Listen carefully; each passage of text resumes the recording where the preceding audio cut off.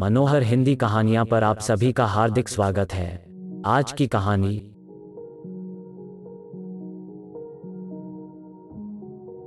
किस्सा गौतमी का है। गौतमी शर्मा, जो विवाह के पहले भी शर्मा थी और विवाह के बाद भी शर्मा है, जो कॉलेज के दौर में शर्मा के नाम से जानी जाती थी। हिंदी साहित्य के दुबे सर उसे शर्मा कहकर पुकारते थे और फिर वो पूरी क्लास के लिए शर्मा हो गई।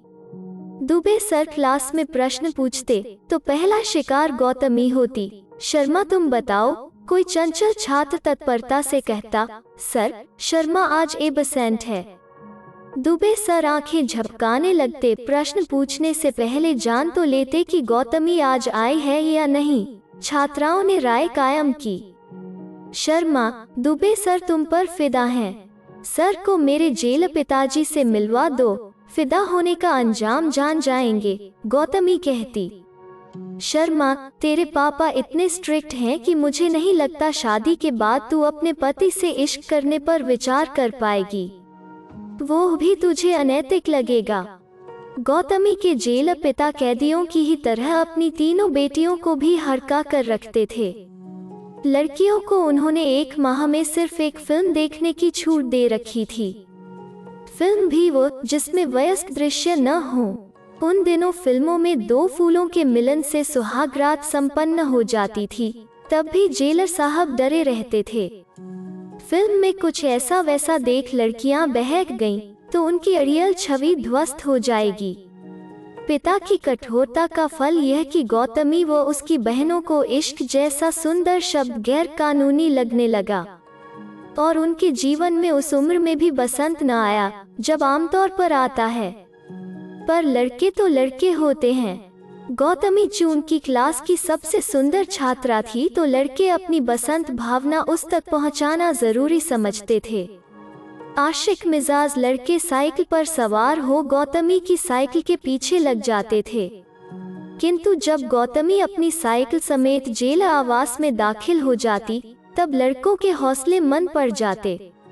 उस दौर में आजमाया फॉर्मूला यह था कि लड़की नखरे दिखाए तो किसी दिन कट मार कर उसे साइकिल से गिरा दो या दुपट्टा छीन लो। लड़की की बदनामी हो जाएगी और माँ बाप पढ़ाई छुड़ाकर उसे घर बैठा देंगे। पर गौतमी के केस में इस फॉर्मूले का परिणाम घातक हो सकता था क्योंकि वो खूंखार जेलर की कन्या थी। तो गौतमी पूरी सावधानी बरत रही थी कि इश्क जैसे तत्व को दिल में जगह न दे। और लड़के ऐसे खौफजदा कि छात्र संघ के चुनाव में क्लास रिप्रेजेंटेटिव पद के लिए गौतमी के घर वोट मांगने आए जरूर, पर परिसर में दाखिल होने का साहस न कर सके। लड़कों का सामूहिक स्वर सुन गौतमी के पड़ोस में रहने वाला चेतन अपने घर से बाहर आया और लड़कों को उपकृत करता हुआ बोला, वोट मांगने आए हो? लौट जाओ, जेलर अंकल बहुत स्ट्रिक्ट हैं। मैं गौतमी से तुम्हारी सिफारिश कर दूंगा। लौटते हुए लड़कों ने चेतन को बहुत कोसा। गौतमी का पीए बनता है, क्या पता उससे इश्क करने का दावा भी करता हो। पड़ोसी जो ठहरा। जेलर साहब की सनक यह कि वे लड़कियों को रेडियो पर फिल्मी गाने भी नहीं सुनने देते थे, बिना का गीतमाला भी नहीं। उनकी मान्यता में शरीफ घरों की लड़कियां फिल्मी गाने नहीं सुनती, पर प्राकृतिक गुण कब छिपते हैं। गौतमी का स्वर मधुर था और वो फिल्मी गाने बड़ी रुचि से गाती थी। वो बहुत अच्छा गाती है। यह खबर तब प्रकाश में आई जब एक सहेली की बर्थडे पार्टी में मौसमी ने भेद खोल दिया। जबरदस्त दबाव बना। गौतमी हड़बड़ा गई और हड़बड़ी में गा दिया, बेचारा दिल क्या करे, सावन जले भादो जले। लड़कियां आनंद रस में डूब गईं। शर्मा का बेचारा दिल तो क्या क्या करना चाहता है, पर जेलर साहब हुक्म नहीं देते। विडंबना यह रही कि विवाह के बाद जब गौतमी पति के सुपुर्द हुई, बसंत की संभावना तब भी न बनी। पिता जेलर थे तो पुस्तक विक्रेता पति निश्चल शर्मा दरोगा साबित हो रहे थे। आज के दौर में दूल्हा दुल्हन वाया डेटिंग, चैटिंग, मैसेजिंग एक दूसरे की पर्याप्त जानकारी पा लेते हैं, पर तब ऐसा कोई साधन नहीं था जिसके माध्यम से गौतमी पति के स्वभाव का सूत्र प्राप्त कर पाती।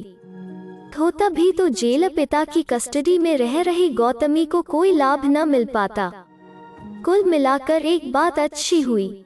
इस शहर की एक सामाजिक सांस्कृतिक संस्था प्रतिवर्ष भूले बिसरे गीत कार्यक्रम का आयोजन करती है। तब यह आयोजन इतनी प्रतिष्ठा पा चुका है कि प्रतिष्ठित घरानों की स्त्रियां आयोजन में सहभागिता करने को उपलब्धि की तरह देखती हैं। गौतमी के लिए यह अच्छा अवसर था अपनी प्रतिभा को साबित करने का। निश्चल ने अनिच्छा से ही सही अनुमति दे दी और गौतमी ने शील्ड जीतकर खुद को साबित किया। आयोजन की तिथि निकट आते ही वो अपने घर के खाली पड़े ऊपरी हिस्से में चली जाती और एकांत में अभ्यास करती। अब ऊपरी हिस्से में इंजीनियरिंग के 3 छात्र किराए पर रहने लगे हैं, अतः वो वहां अभ्यास नहीं कर पाती है। पर विलक्षण बात यह हुई कि इन लड़कों के आगमन के साथ ही गौतमी के जीवन में बसंत का आगमन होता दिखाई दिया। जबकि यह उम्र जब उसकी बेटी गोपा इंटर कर रही थी बसंत के लिए कतई उपयुक्त न थी। किंतु सब विधि का विधान।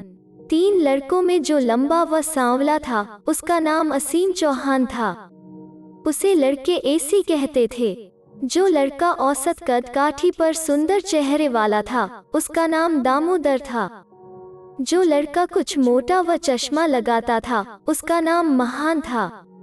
एसी ने परिचय कराया था, यह महान है। गौतमी हंसी थी। किस कारण महान है? इसका नाम महान है। तीनों लड़के चूंकि सीधे दिखते थे इसलिए गौतमी नहीं सोच पाई थी कि छिपकर उसका गायन सुनते हैं। वो कई चादरें व खोलियां धोकर लॉन की घास पर सुखा रही थी। तभी लड़के कॉलेज जाने के लिए निकले। वे आपस में अपनी धुन में बोल रहे थे। किसी की इतनी मीठी आवाज हो सकती है, विश्वास नहीं होता। मैं तो किताब बंद कर सांस रोककर सुनने लगता हूँ।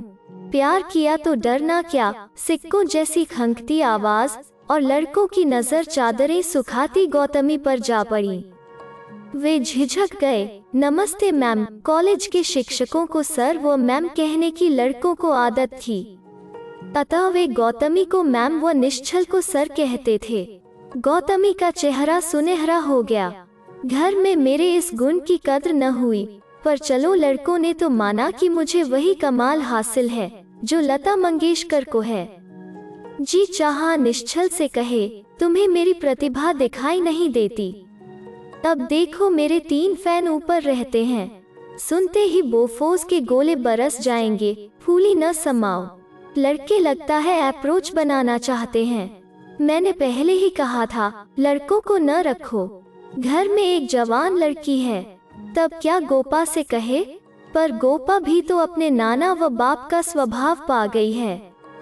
तुरंत कहेगी, माँ सावधान, तुम्हारी गायकी के बहाने ये बदमाश लड़के मुफ्त में चाय नाश्ता हड़पने की योजना बना रहे हैं। तुम्हारी यह खराब आदत है। कोई तुम्हारे गाने की सराहना कर दे तो तुम उस पर उपकार करने पर उतारू हो जाती हो। तो यह ऐसा उत्सव था जिसे गौतमी को अकेले ही मनाना था। लड़कों की सराहना ने उसे ऊर्जस्वित कर दिया। उसने बड़ी तन्मयता से गाया, ये जिंदगी उसी की है जो किसी का हो गया। कल्पना करती रही कि लड़के दम साध कर गीत सुन रहे होंगे। थोड़ी देर बाद उसे बेसुर की तान सुनाई दी, ये जिंदगी उसी की है। तो लड़के सचमुच सुन रहे थे। तीनों में सबसे बड़ा प्रशंसक कौन है? क्या तीनों हैं? फिर उसे जल्दी ही संज्ञान मिल गया, मामला प्रशंसा का नहीं दिल का है। निश्चल बुक सेंटर चले गए थे, गोपा स्कूल। इसी बीच प्रवेश द्वार से पर्ची सरकाई गई। गौतमी की जब नजर पड़ी तो डस्टबिन में डाल देने के लिए उसने पर्ची को उठा लिया। आपके गीतों ने नींद उड़ा दी है। गौतमी इस तरह सदमे में आ गई मानो पर्ची उठाते हुए सरेआम पकड़ी गई है। क्या हो रहा है? लड़के क्या संदेश देना चाहते हैं? गायन की सराहना करना है तो पर्ची भेजकर क्यों? सामने आकर शुद्ध मन से कहो। लड़कों को समझाना होगा, तुम लोग पढ़ाई में ध्यान दो और मुझे अपना काम करने दो। यदि लड़कों ने कह दिया मैम हम पर शक करने से पहले अपनी उम्र का ख्याल कीजिए, तब कितनी शर्म वाली बात होगी। आखिर पर्ची में कुछ आपत्तिजनक तो लिखा नहीं है। न जाने क्यों, पर गौतमी ने फिर दिन भर लड़कों के लौटने की प्रतीक्षा की। वे लौटे तब वो खिड़की के पास खड़ी थी। लड़कों को ध्यान से देखने लगी कि उसे देखकर किसके चेहरे की चमक बढ़ती है। कुछ अनुमान न हुआ। तीनों ने सामूहिक स्वर में कहा, नमस्ते मैम। नमस्ते, कैसे हो तुम लोग? फाइन, ये एसी ने कहा और तीनों तेज गति से आगे बढ़ गए। कमरे में पहुंचकर तीनों ने दम साधा। महान बोला, मैं तो दिन भर डरा रहा, स्लिप को लेकर कोर्ट मार्शल की तैयारी न हो, पर शांति है। तब तो उधर से पॉजिटिव रिस्पॉन्स आ रहा है, गुरु आगे बढ़ो। दामोदर ने महान की पीठ ठोंकी। एसी ने दिल पर हाथ रखा, मैंने ट्राई क्यों नहीं किया? पूरा परिवार ऐसा जालिम दिखाई देता है, जैसे खुश रहना गुनाह है। बस मैं धोखा खा गया, वरना बाजी आज मेरे हाथ लगती। दामोदर ने आपत्ति की, एसी, बाजी महान के हाथ लगी है। तुम अपनी नीयत खराब न करो। महान, तू तो अब हर फिक्र को धुएं में उड़ाता चल। मैं तेरे साथ हूँ। सुनकर महान के हौसले बुलंद हो गए। आखिर ये उसका पहला प्यार था। इधर आंगन में खड़े होकर गौतमी ने ऊपर की फिजा को महसूस करने की कोशिश की, पर कुछ स्पष्ट न हुआ। तब वो रसोई में जाकर चाय बनाते हुए अपनी धुन में गाने लगी। न बोले तुम, न मैंने कुछ कहा, मगर न जाने ऐसा क्यों लगा। उसकी इच्छा हुई लड़कों को चाय पीने के लिए बुला ले और अपने गायन पर चर्चा करे, पर अब तक कभी चाय के लिए नहीं कहा था, तो उसे कुछ असंगत लगा। पर्ची फिर भेजी गई। न बोले तुम, न मैंने कुछ कहा। अंदाज़े बयां अच्छा है, उम्मीद है रिस्पॉन्स मिलेगा। पर्ची पढ़कर आज गौतमी सदमे में नहीं आई, बल्कि उसकी धड़कनें बढ़ गईं। कौन है यह प्रशंसक आशिक जो संचार क्रांति के इस दौर में पर्ची भेजने जैसा पुराना फॉर्मूला आजमा रहा है? ऐसी पर्ची तो तब न नसीब हुई जब पर्ची भेजने का बड़ा चलन था। पर्ची मिलने जैसी घटना उसकी जिंदगी में पहली बार घट रही थी। उसके दिल में खलबली मच गई। न जाने कितनी साध थी, अरमान थे, भाव अनुभव थे। महाबली पिता के चलते जिन्हें कभी अभिव्यक्ति न मिली थी, विवाह के बाद भी कुछ भाव प्रतीति न बनी। विवाह किया है तो निभाना पड़ेगा की तर्ज पर निश्चल खाना पूर्ति किए जा रहे थे। तब ये पर्ची बोध करा रही थी कि कुछ रेशमी और गुनगुना भीतर कहीं अब भी बचा रह गया है। बसंत दस्तक दे रहा है। खुद को नए सिरे से डिफाइन करने के लिए गौतमी आईने के सामने जा खड़ी हुई। आज भी मेरा चेहरा नूरानी और रंग सुनहरा है। मुझ में बहुत कुछ है, जबकि खुद को कितना कम समझा मैंने। उसे लगा उसके जीवन का स्वर्ण काल अब शुरू हुआ है। यह उसकी जिंदगी का जबरदस्त बदलाव था। निश्चल की जड़ता उदास न करती, गोपा का किताबों में डूबे रहना त्रस्त न करता। घर में उसके गायन को मान्यता, प्रशंसा, स्वीकृति नहीं मिली, पर कोई है जो उसकी आवाज पर न्योछावर हो रहा है। गौतमी ने चौकसी बढ़ा दी। लड़कों की गतिविधियों पर नजर रखने लगी। कभी आते जाते हाल समाचार पूछ लेती। मूंगौड़ी बनाई तो उन्हें देने गई। लो गर्मा गर्म मूंगौड़ियाँ खाओ। मैम आपने तकलीफ, महान की बात उसने काट दी। तकलीफ होती तो न देती। मूंगौड़ी ने लड़कों को उत्प्रेरणा दी। अगले सप्ताह फोन पर हड़बड़ाई हुई आवाज सुनाई दी। कल शाम आप खूब जंच रही थी, बात करना चाहता हूँ, कुछ जतन कीजिए न। गौतमी हेलो हेलो करती रही, पर लाइन कट गई। गौतमी दीवान पर ढह गई। मैं कल शाम को कब जंच रही थी? अच्छा, गोपा के साथ बाजार से वापस आ रही थी, तब इन लोगों ने देखा होगा। तो अब ये लोग गायन से खूबसूरती पर आ गए। लड़के चाहते क्या हैं? किसी को पता चले तो क्या होगा? मीडिया इतना सक्रिय हो गया है कि कोई अपुष्ट सूत्र ही मिल जाए तो कहानी बना दी जाती है। तो किसी दिन स्थानीय अखबार के बॉक्स कॉलम में पढ़ने को मिले, इंजीनियरिंग के छात्र को युवा बेटी की मां से हुआ इश्क। इश्क पता नहीं क्या हुआ, गौतमी उस क्षण खुलकर हंसी। ऐसी हंसी बरसों बाद उसके भीतर से उपजी थी।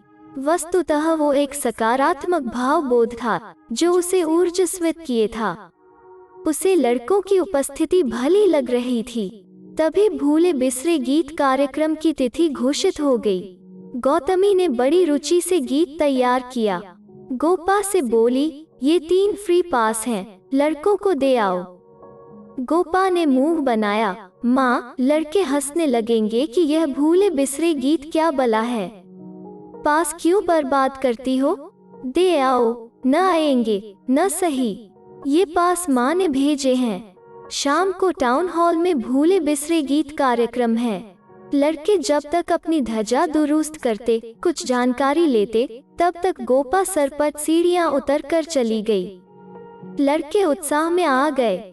महान बोला, सुनो तुम दोनों, हम अच्छे कपड़े पहन कर जाएंगे। वंस मोर का नारा लगाएंगे। व्यक्तिगत रूप से मिलकर बधाई देंगे। गुरु, अब इंतजार नहीं होता। ऐसा न हो मैं पढ़ाई पूरी कर चला जाऊं और तमन्ना दिल में रह जाए। एसी ने ठहाका लगाया और फिर अपने घर की छत पर आकाश की ओर मुंह करके गाते पाए जाओ, एक हसीना थी, एक दीवाना था। लड़कों ने समय से पहले पहुंचकर सबसे आगे जगह पाली और जिसके लिए इतना सज धज कर आए थे, उसने 5वें नंबर पर प्रस्तुति दी। हंसता हुआ नूरानी चेहरा, काली जुल्फे, रंग सुनहरा। गौतमी ने मुस्तैदी से बैठे अनुरागी लड़कों को देख लिया। तन्मयता प्रदर्शित करते प्रेरणा स्रोत बने 3 लड़के। गौतमी ने मानो आत्मविस्मृति में गीत पूरा किया। मुद्रा कैसी रखना चाहती थी, कैसी हो रही थी, कुछ मालूम न था। उधर लड़कों की दशा चिंतनीय थी। इतनी मधुर और कोमल आवाज गोपा जैसी नवयुवती की नहीं, गौतमी जैसी वयस्क महिला की होगी, ऐसी हिंसक कल्पना लड़कों ने नहीं की थी। अनुमान ही न था इस उम्र में कोई स्त्री फिल्मी गीतों में इतनी रुचि रखती होगी। एसी ने महान को दया भाव से देखा। यही है तेरी मुमताज महल?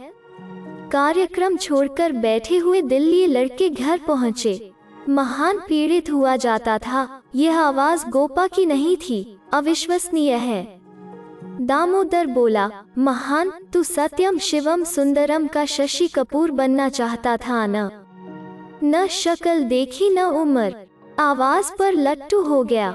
महान ने खंडन किया, शक्ल और उम्र ही देखी थी। सोचा था आवाज के सहारे उसके दिल में उतर जाऊंगा, पर आवाज ही फर्जी निकली। सब गोबर हो गया। एसी की चिंता भिन्न थी। मेरे तो सोचकर प्राण सूख रहे हैं कि पर्चियां मैम ने उठाई होंगी।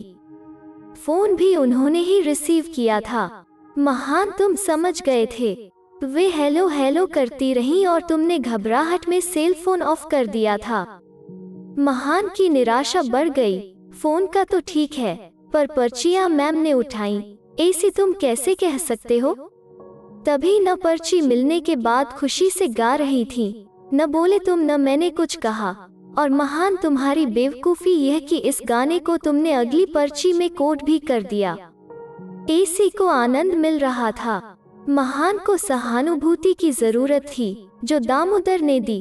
क्या पता मैम ने संयोग से वो गीत गाया हो। पर्ची मैम के हाथ लगती तो वे आधमकती, तुम लोग पढ़ने आए हो या इश्क करने?